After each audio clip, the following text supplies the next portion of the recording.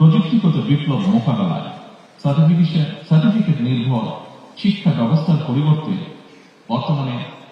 দক্ষতা ভিত্তিক, প্রযুক্তি নির্ভর এবং বাস্তব ও কর্মমুখী শিক্ষা ব্যবস্থা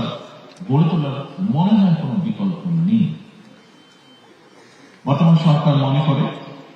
আর্টিফিশিয়াল ইন্টেলিজেন্স,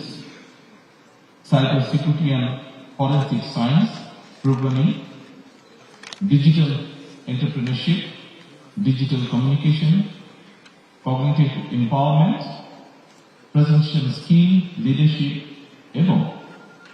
ফাইন্যান্সিয়াল লিটারেসির মতন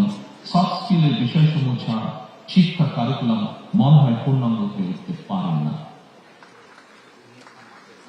genetic engineering, biotechnology, quantum computing, industrial internet of things, material science, nanotechnology, 3D printing কিংবা